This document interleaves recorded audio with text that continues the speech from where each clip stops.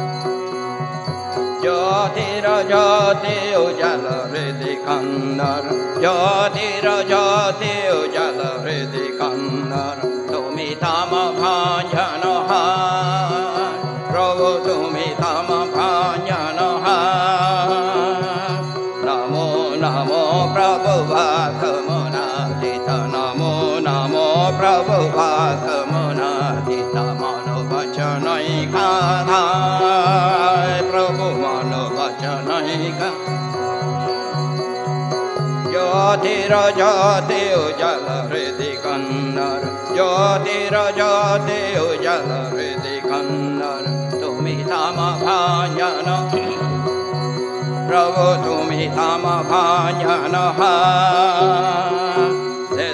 লঙ্গ রঙ্গ ভঙ্গ বাজে অঙ্গ সঙ্গ মৃদঙ্গ, লঙ্গ রঙ্গ ভঙ্গ বাজে অঙ্গ।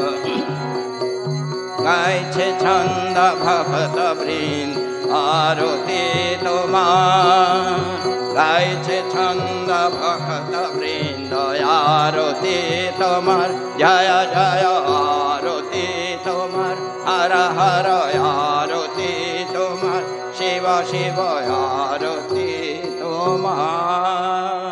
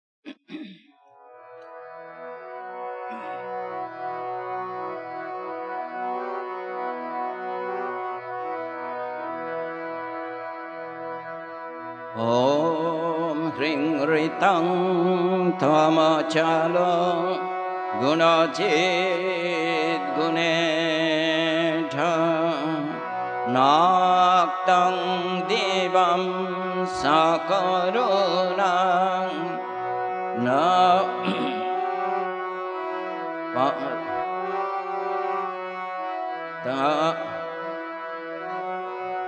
Vahu Kritang Na bhaje yatoham tasmat tvameva sharanam mamadena bandho bhaktir bhagascha bhajanam Bhava Bheda Kari Gachantalang Subipulang Gamanaya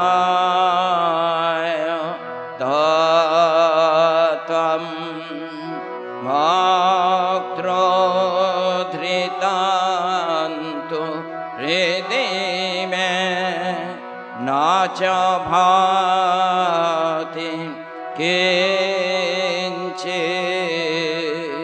tasmat tvameva sharanam mamadena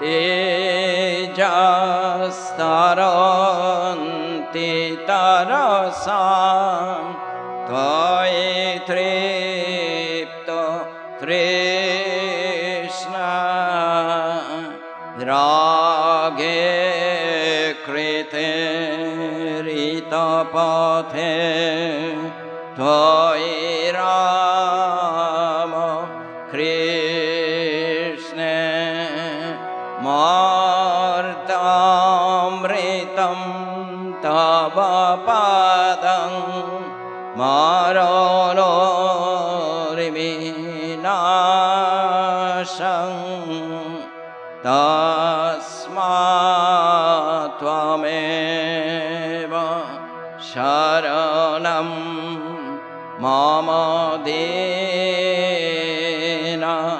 bandho krityam karoti kalusham guhakan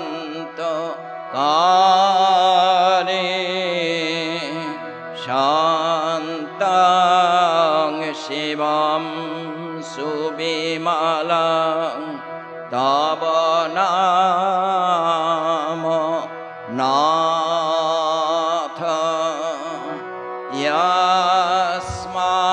यस्मादहं तस्मरण जगदेक गम्य तस्मात् त्वमेव शरणं मम दीन बन्धो ॐ स्थापकाय च धर्मस्य सर्वधर्म स्वरूपिणे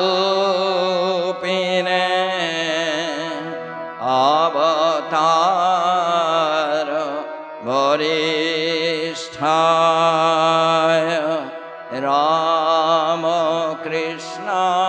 रामकृष्णाय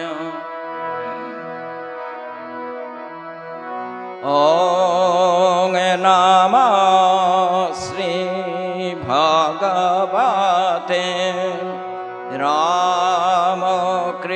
रामकृष्णाय नमो नमः ॐ नमः श्री भगवते रामकृष्णाय नमो नमः ॐ नमः श्री भगवते रामकृष्णाय नमो नमः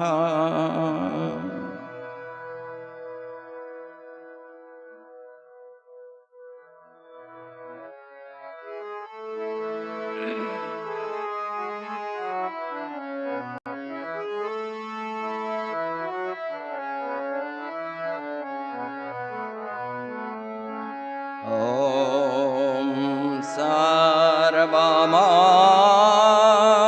सर्वमङ्गल मङ्गले शिवे सर्वार्थ साधिके शरण्ये त्र्यम्बके गौरी नारायणी नमोस्तुते सृष्टि स्थिति विनाशना शक्ति भूते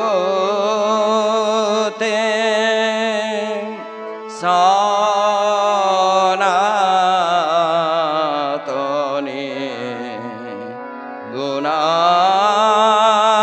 गुणाश्रये गुणमये नारायणी नमोस्तुते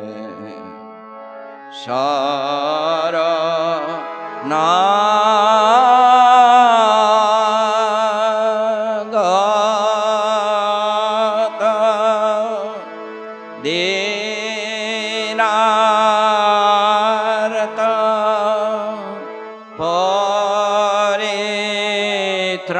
परित्राण परायणे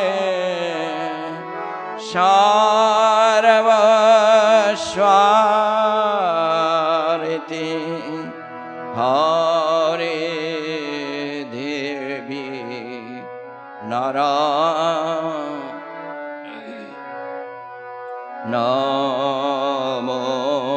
नमोस्तुते जय Narayan Namostute Jaya Narayani Namostute Jaya Narayani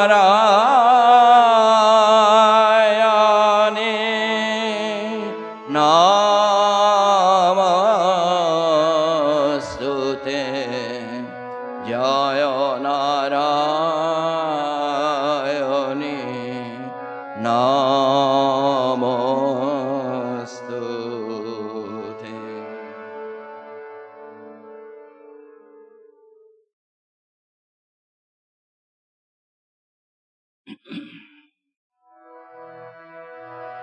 Jai Mahamai ki Jai, Jai Bhagawan Shri Ramakrishna Dev ki Jai, Jai Swami ji Maharaj ji ki Jai.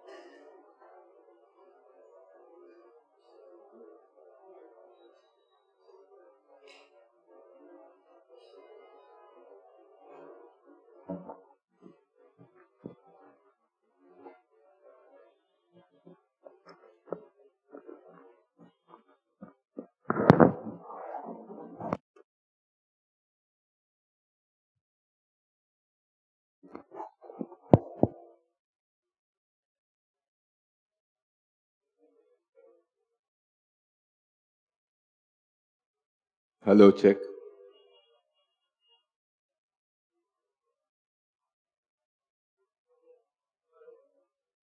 Namashri Atirajaya Vivekananda Sure Satchit Sukhaswarupaya Swamine Tapaharine. So just an announcement. From next week, there will be the Durga Puja week. So classes will be suspended for now from next week. Yeah? Today is the last before we resume again after the pujas. So we were discussing this particular aspect where time swallows everything. Virtue, vice, saint, sinner, king and peasant. And therefore, in human terms, it is all futile. There is no purpose, no permanent value.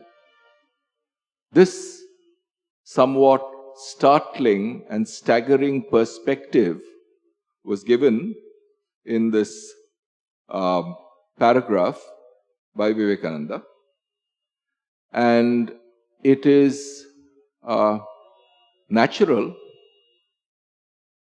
for us to become hopeless at this, I mean, realizing that it is all futile, there's no purpose, an absurdity of existence, as the existentialists, Camus in particular, call it. What about human values? See, given that there is no final purpose, that time swallows all virtue, all vice equally, all wealth, all poverty equally, what is the way out? That question is now going to be addressed. Two ways have been proposed. One method, which everyone knows, is very common, and that is, it may be very true, but do not think of it. Make hay while the sun shines, as the proverb says. It is all true, it is a fact. But do not mind it. Seize the few pleasures you can. Do what little you can. Do not look at the dark side of the picture, but always towards the hopeful, the positive side. There is some truth in this, but there is also a danger. The truth is that it is a good motive power. If we were aware, if we were hardwired, our brains and our minds and our psychophysical system was tuned to understanding the ultimate futility of all endeavor, all personal endeavor, then the first reaction would be to give up everything, as everything is in vain. So this motive power, which basically makes us forget this fact of existence, that it is all going to be destroyed in time, this particular aspect of our existence is forgotten in our day-to-day lives, and this allows us and gives us a motive power to do, to act as if there is some final value. Hope and a positive ideal are very good motive powers for our lives. But there is a certain danger in them. The danger lies in our giving up the struggle in despair. You make an effort and then realize that none of it is going to be true, none of it is going to hold, and you give up your struggle in despair. Such is the case with those who preach, take the world as it is, sit down as calmly and comfortably as you can, and be contented with all these miseries. When you receive blows, say they are not blows but flowers. And when you are driven about like slaves, say that you are free. Day and night tell lies to others and to your own souls, because that is the only way to live happily. This is what is called practical wisdom, and never was it more prevalent in the world than in this 19th century, because never were harder blows hit than at the present time, never was competition keener, never were men so cruel to their fellow men as now, and therefore must this consolation be offered. It is put forward in the strongest way at the present time, but it fails as it always must fail. We cannot hide a carrion with roses. It is impossible. It would not avail long, for soon the roses would fade, and the carrion would be worse than ever before. So with our lives, we may try to cover our old and festering sores with cloth of gold, but there comes a day when the cloth of gold is removed, and the sore in all its ugliness is revealed.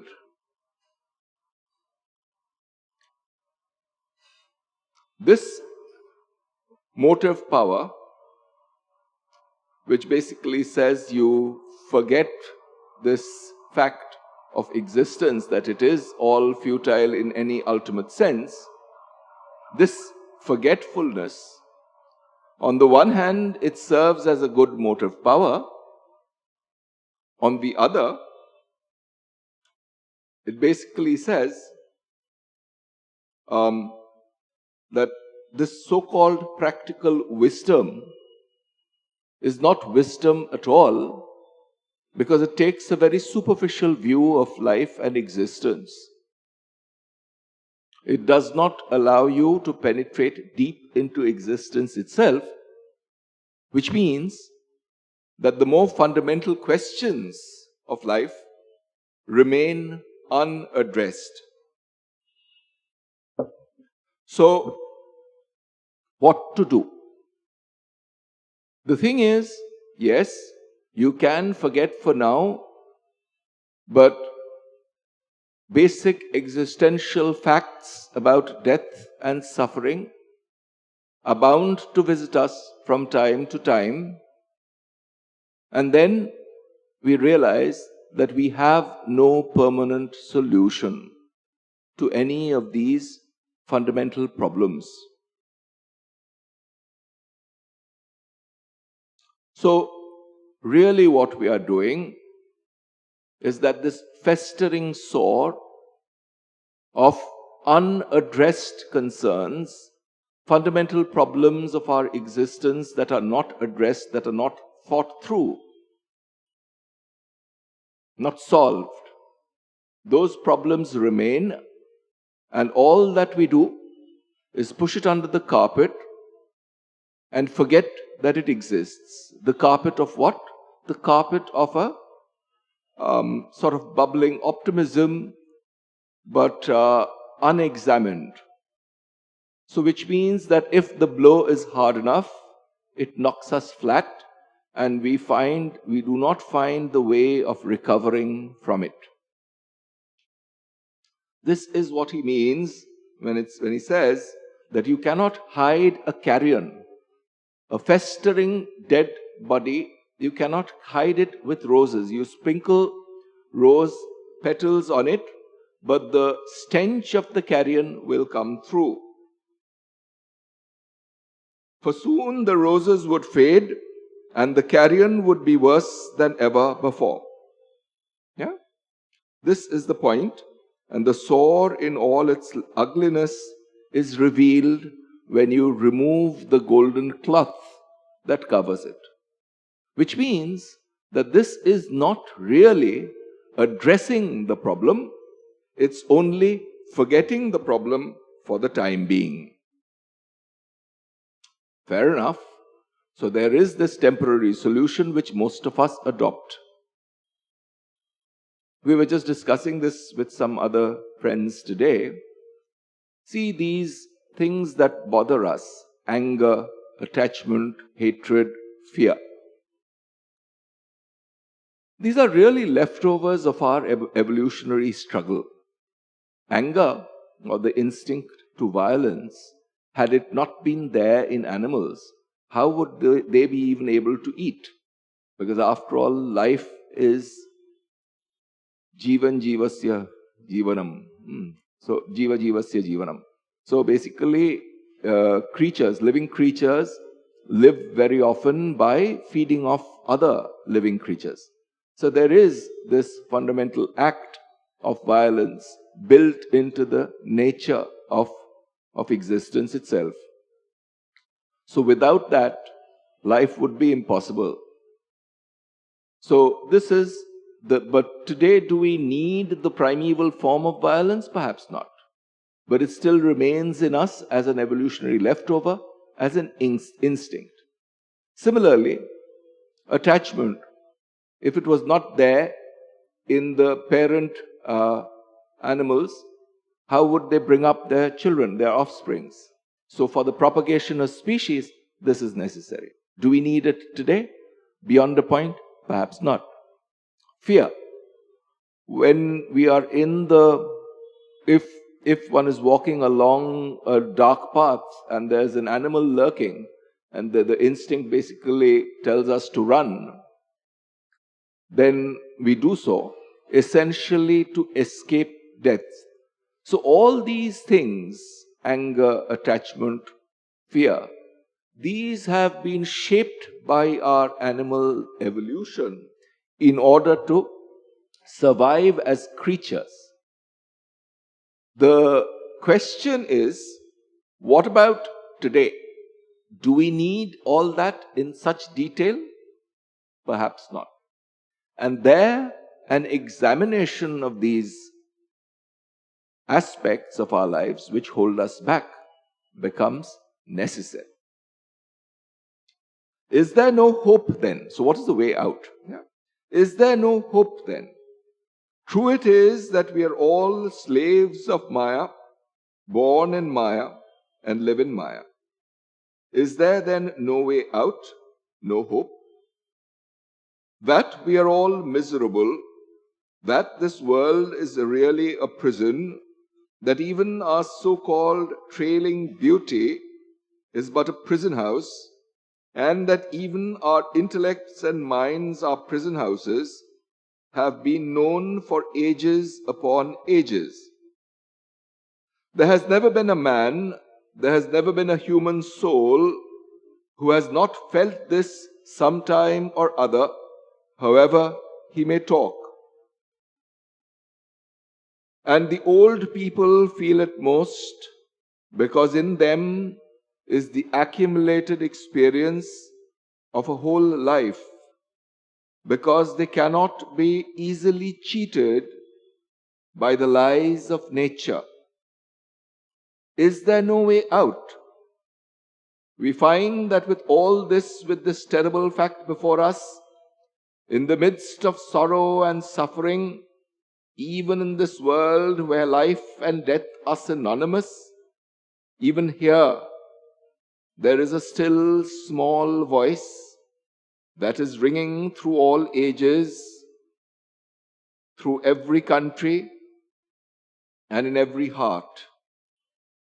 This, my Maya, is divine, made up of qualities, and very difficult to cross. Mama Maya duratyaya, mameva ye prapadyante maya metang tarantite. Yet, those that come unto me cross the river of life. Yeah? This is from the Bhagavad Gita.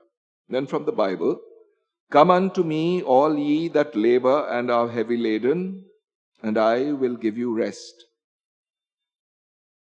This is the voice that is leading us forward. Man has heard it and is hearing it all through the ages.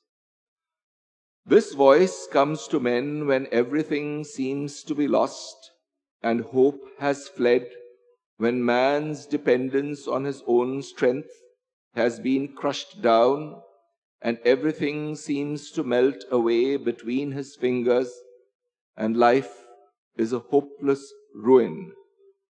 Then he hears it.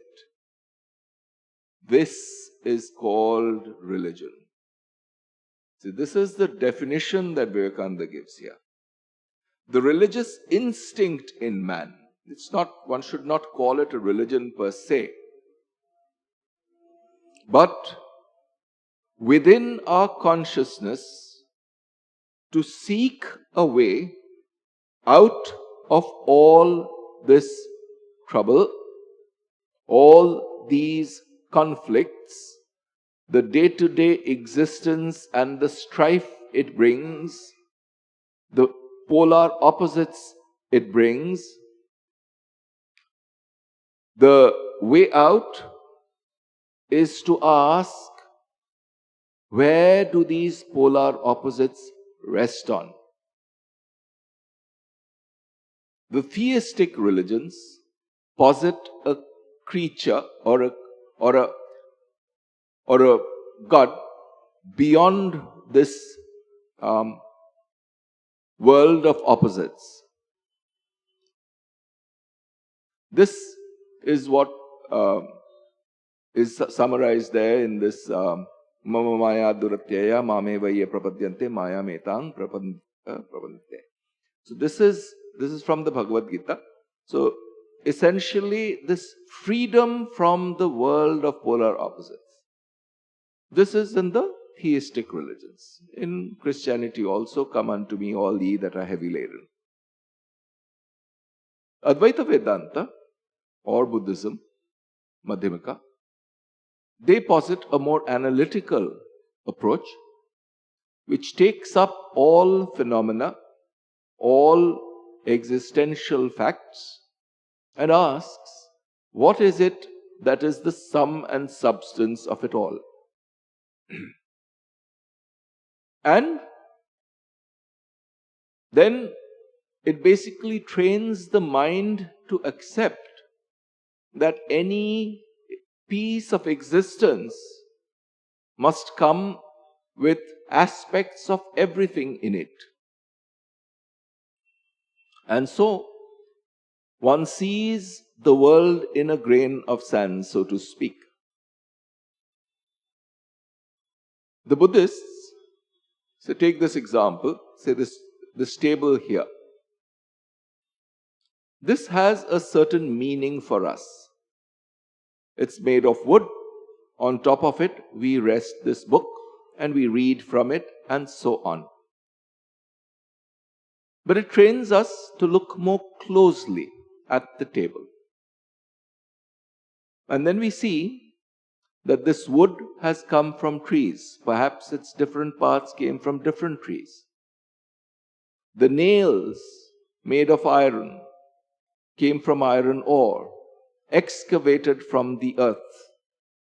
The tree, in order to grow, needs water, needs air, needs oxygen. How was oxygen formed on this earth? What led to it? So in this little table here, we have the whole history of this earth, so to speak. Seeing this not as a piece of discursive reasoning, not as a piece of discursive logic, but seeing this comprehensive whole in every act of perception is what is called seeing the world in a grain of sand. The Advaita Vedantin gives a mirror image of this statement, Sarvam Khalu Idam Brahma. All that we see around us is that self-same consciousness. This consciousness which perceives the light in the light, this mic in front of me, is what is pervading all of existence as we know it. So, it's two ways of looking at the same thing. The universe or the world in a grain of sand, or consciousness pervading everything. This means that the solution really lies in cutting through surface phenomena. We had mentioned this mantra from the Kenopanishad last time. Pratibodha viditam matam amritatvam hi vindate atmana vindate viryam.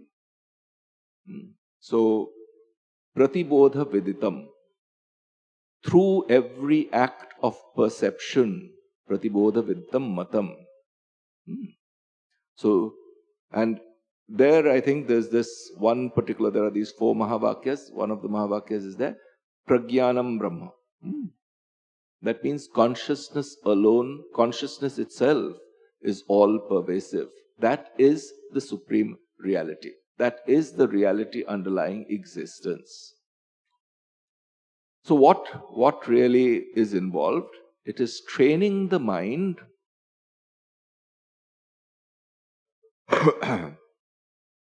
to perceive all of existence at one stroke. Not in this linear discursive order that we are accustomed to, but to see this bunch of images, this cause and effect relationship at one stroke.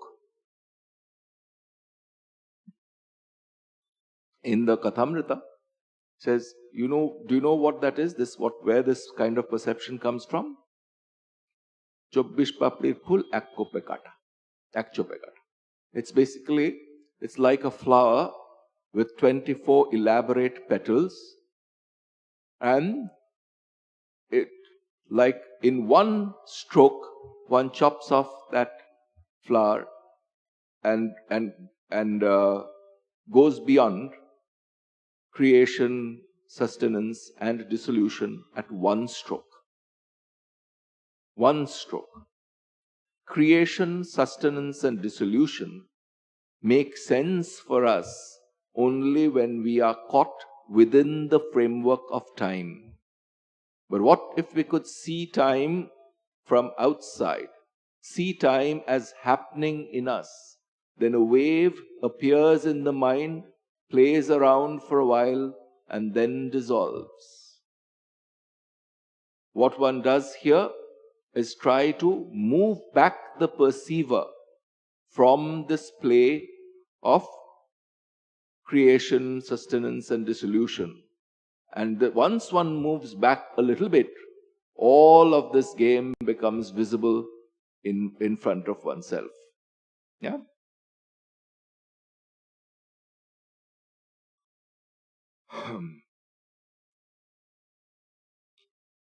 So, the way out, therefore, seems to be twofold.